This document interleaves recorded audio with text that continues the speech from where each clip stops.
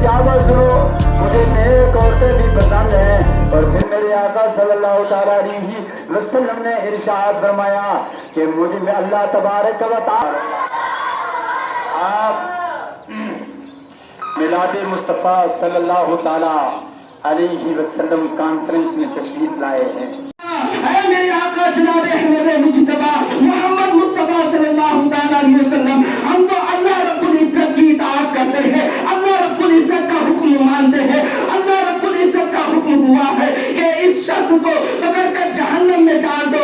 اللہ اکبر کبیرہ۔ اس وقت ہم سب کے آقا جناب احمد مجتبی محمد مصطفیٰ صلی اللہ تعالیٰ علیہ وسلم بارگاہ خداوندی میں التجا کرے گا کہ میرے پروردگار، کیا تو نے مجھ سے وعدہ نہیں فرمایا تھا؟ کیا تو نے مجھ سے یہ نہیں کہا تھا کہ بروز قیامت میں تجھے تیری امت کے بارے میں رسوا نہیں کروں گا، میں تجھے تیری امت کے بارے میں رسوا نہیں فرماؤں گا؟ اللہ اکبر کبیرہ۔ رب تبارک و تعالیٰ کا حکم ہوگا کہ اے فرشتوں، میرے محبوب جناب احمد مجتبی محمد مصطفیٰ صلی اللہ تعالیٰ علیہ وسلم کا حکم مانو۔ میرے آقا جس طرح کہہ رہے ہیں، میرے حبیب جس طرح کہہ رہے ہیں، اس پر عمل کرو، وہی کرو۔ اللہ اکبر کبیرہ۔ چنانچہ اس گنہگار سیاہکار بدکار امتی کے نام اعمال کو دوبارہ سے وزن کیا جائے گا۔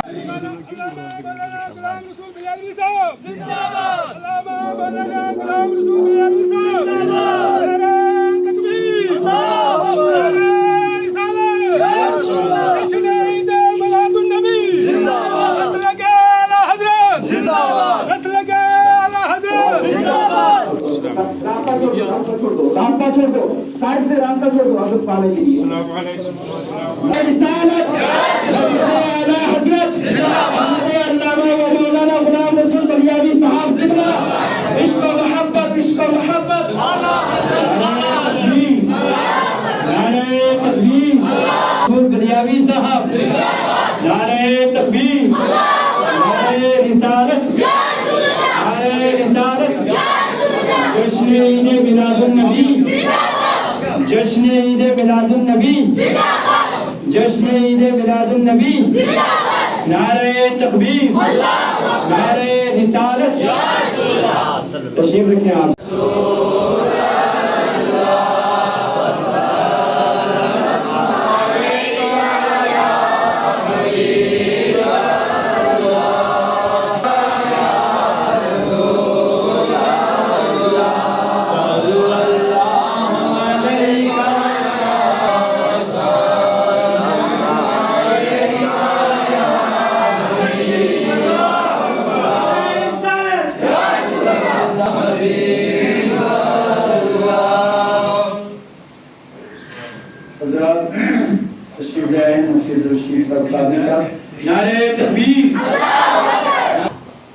حضرات، انتظام کی گھڑیاں ختم ہو چکی ہیں اور جس عظیم مہمان کا عالم رسول بلیاوی صاحب قبلہ یہ رونق کے اسٹیج ہو چکے ہیں، اور کہ صرف انڈیا میں نہیں بھی حضرت کا خطاب ہوتا ہے، اور میں نے بھی ہے، اور یہ ہندوستان کی شان ہے اور ایک بڑی شخصیت ہیں، اور اتنا لمبا سفر کر کے یہاں تشریف لائے ہیں۔ پروفیسر ڈاکٹر مفتی عبدالرشید صاحب قبلہ یہ بھی رجوری سے تشریف لائے ہیں۔ تو آپ جس طرح بڑی شان و شوکت کے ساتھ آپ پروگرام سماعت کرتے چلے آ رہے ہیں، اسی دستور کے مطابق ہم اس کی کارروائی کو آگے بڑھائیں گے، اور میں پھر گزارش کروں گا کہ باہر جو دائیں بائیں کیا اور یہاں کے معاونین، انتظامیہ کمیٹی اور جتنے لوگ بھی ان کے ساتھ جڑے ہیں، اللہ تبارک و تعالی سب کی عمروں میں برکتیں عطا فرمائے۔ اللہ تبارک و تعالی اس ادارے کو دن دنی اور رات چگنی ترقیاں عطا فرمائے، اور ان کی اس کوشش کو، اس کاوش کو اللہ تبارک و تعالی قبول فرمائے۔ پھر کے گلی گلی تباہ ٹھوکریں سب کی کھائے کیوں، پھر کے گلی گلی تباہ ٹھوکریں سب کی کھائے کیوں، دل کو جو عقل دے خدا تیری گلی سے جائے کیوں، یاد حضور کی قسم غفلت عیش ہے ستم، یاد حضور کی قسم غفلت عیش ہے ستم، خوب ہیں قید غم میں ہم، کوئی ہمیں چھڑائے کیوں؟ جان ہے عشق مصطفیٰ، روز وضو کرے خدا، جس کو ہو درد کا مزہ، ناز دوا اٹھائے کیوں؟ اچھا کیا مماثلت ہے مفتی صاحب؟ ہر ذاکر درویش نہیں ہوتا،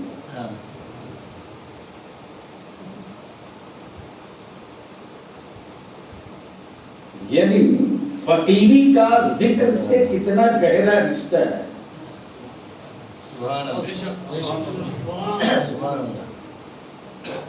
اب میرے ان جملوں کو وہ نہیں سمجھ پائیں گے جو بریانی کی لذت سمجھتے ہیں۔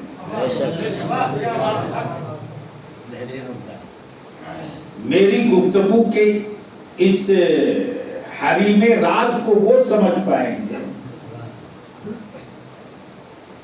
جو بریانی کی لذتیں نہیں سمجھتے ہیں، نبی کا عشق سمجھتے ہیں۔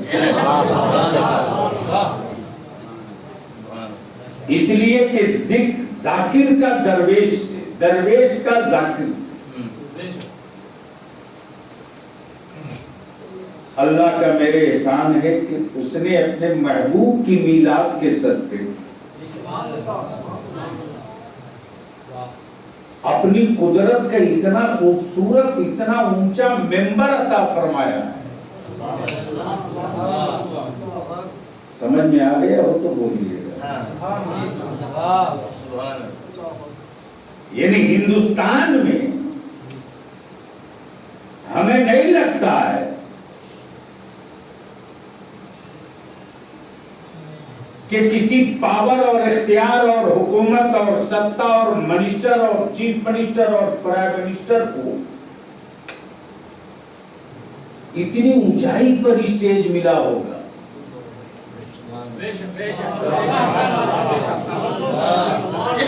اب آپ توجہ کرنا، یہ میرے آقا کریم کی محفل میلاد کی برکتیں ہیں کہ جو میرے حبیب کا ذکر کرے گا اس کا ممبر ہمیشہ نیچے ہی نہیں رہے گا، کبھی اس اونچائی کو بھی جائے گا جہاں سے آسمان بھی بڑا قریب دکھے گا اور چاند بھی بہت نزدیک دکھے گا۔ اللہ تبارک و تعالی آقا رحمت صلی اللہ علیہ وسلم کی بزم میلاد کے صدقے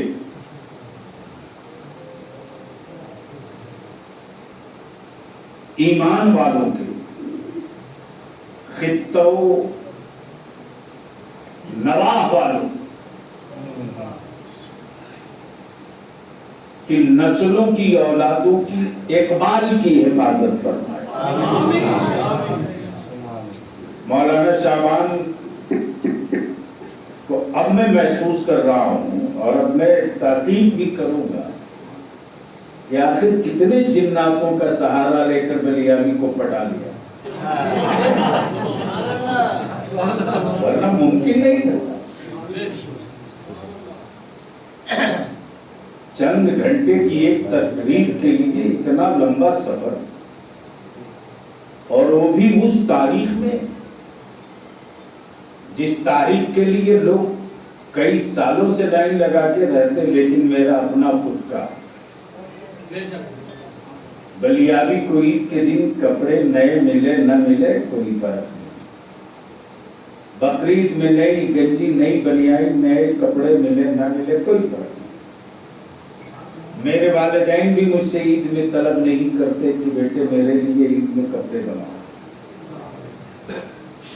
ہم تو بس اتنا جانتے ہیں کہ میرے آقا کی میلاد سے بڑی کوئی عید ہو نہیں سکتی۔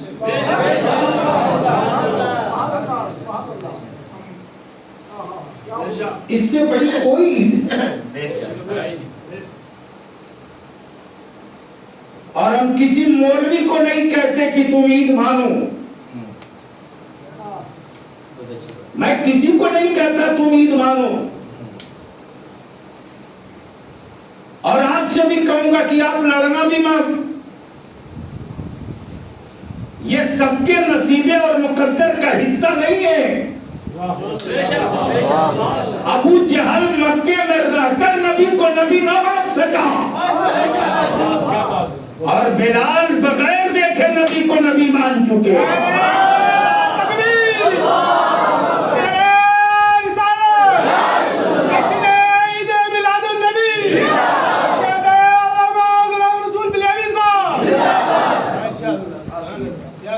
تب تھوڑی دیر سننے کا ماحول بنا لیجیے اور درود شریف پڑھے بآواز بلند. اللہم صلی علی سیدنا مولانا محمد بارک وسلم صلو علیہ صلاۃ و سلام علیک یا رسول اللہ. اب آپ ذرا سا ذہن حاضر کریں, خاص طور سے ہمارے یہ جو نوجوان ہیں,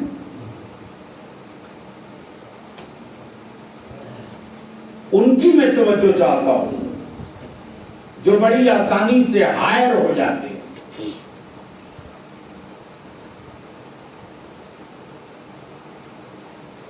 ایک انسان کے وجود میں مفتی صاحب بھی آپ پروفیسر بھی دونوں تشریف فرما, یعنی تحقیق کے اعتبار سے ڈاکٹر ہیں اور مذہبی منصب کے اعتبار سے مفتی. بس بہت ذہن کو قریب کیجیے گا تو شاید میری گفتگو آپ کے ایمان کی چمک میں کچھ اضافہ کر.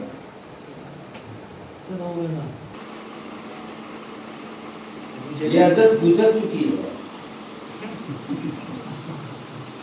میں اپنا بہت کچھ لٹا دیتا ہوں, لٹ جائے کبھی ماتھے پر شکن نہیں, لیکن ایک منٹ اگر ضائع ہوتا ہے نا تو اس کو میں برداشت نہیں کر پاتا. وہ چاہے شہر ہو کہ سفر ہو کہ حضر ہو.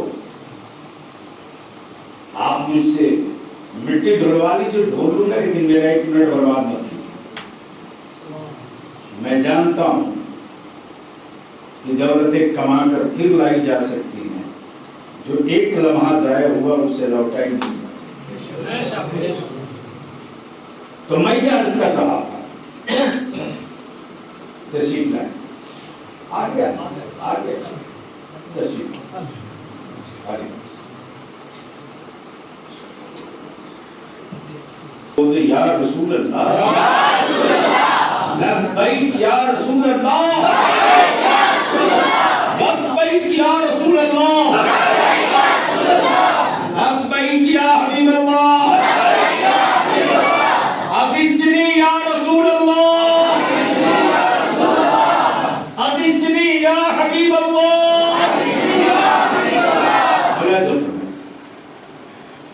ایک انسان کے وجود میں چار چیزیں, مٹی بھی, پانی بھی, آگ بھی, ہوا بھی. آپ کسی سے پوچھ لو, میڈیکل سائنس میری بوٹیوں پر ریسرچ کر کے کہے چار چیز, انسانی وجود کا مجسمہ کہے شامل ہے چار چیز. باڈی کے اندر کی ٹیمپریچر اور حرارت کہے آگ جل رہی ہے. جسم کا پانی کہے چشمہ بھی زندہ ہے. بڑھتے ہوئے جسم کا سائز کہے مٹی ابھی مری نہیں. اگر سمجھ رہے ہو گفتگو تو بولیں.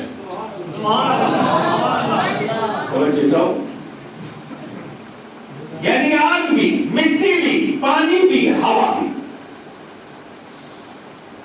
اور یہ اتنی چیزیں ملی تب ایک انسان کا وجود ہوا. ایک انسان کا وجود, لیکن گونگا وجود ہے.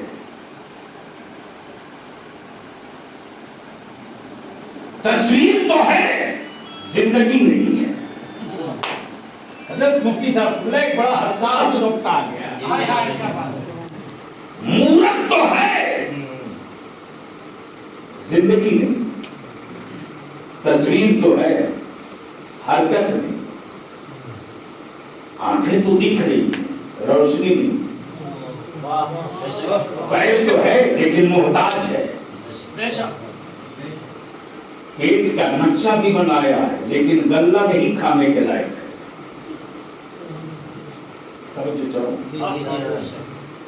یعنی اس پتلے میں بھی مٹی بھی ہے, پانی بھی ہے, آگ بھی ہے, ہوا بھی ہے, یعنی حرارت بھی ہے. اگر حرارت نہ ہوتی تو مٹی پانی ملنے کے بعد وہ کھڑا کیسے ہوتا؟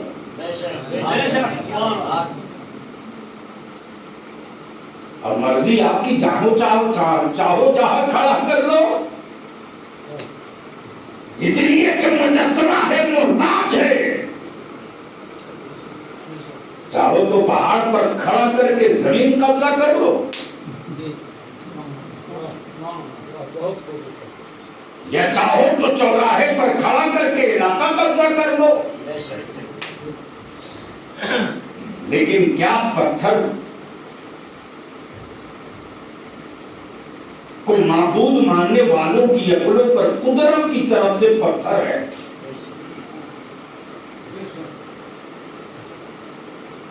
کہ اتنی منت, اتنی سماجت, اتنی پرستش, اتنی ڈنڈوا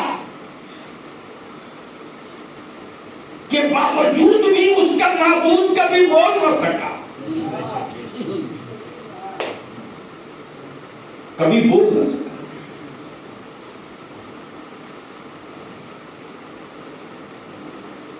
لیکن وہ ہے میرے مصطفیٰ.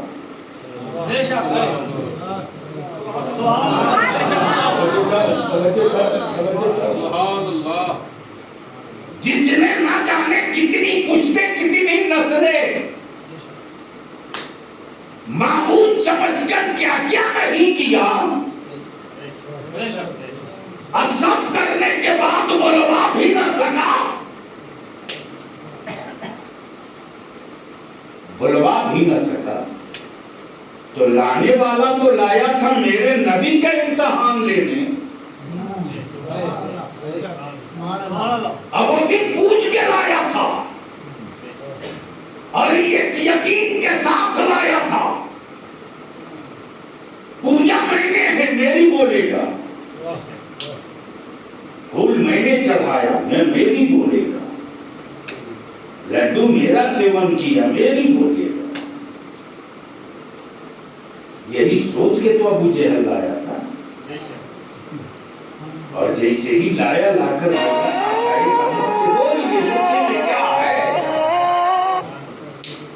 جسے برسوں پوچھ کر وہ نہ بلوا سکا.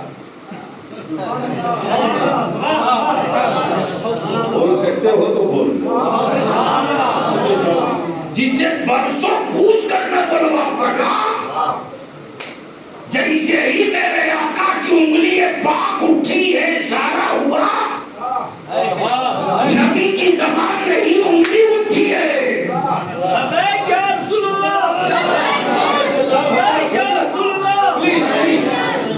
گویا بے زبان پتھر بھی میرے آقا کی انگلیوں کے اشارے سمجھ لیا کرتے تھے. بے زبان پتھر بھی میرے آقا کی انگلیوں کے اشارے سمجھ لیا کرتے تھے. یہ عقل کے ٹوئے قرآن پڑھ کر بھی میرے نبی کو اب تک نہ سمجھ سکے, اور اگر سمجھ لیے ہوتے میرے مصطفیٰ کو تو اپنی طرح نہ کہے ہوتے, اپنے جیسا نہ کہے ہوتے, اپنی طرح نہ کہے ہوتے, اپنے جیسا نہ کہے ہوتے. اور جب سمجھ لیا میرے مصطفیٰ کی پریشان کو, تب بریلی کا امام احمد رضا پکار پڑے, کعبے کے بدرود دو جا تم پہ کروڑوں درود, طیبہ کے شمس الدعا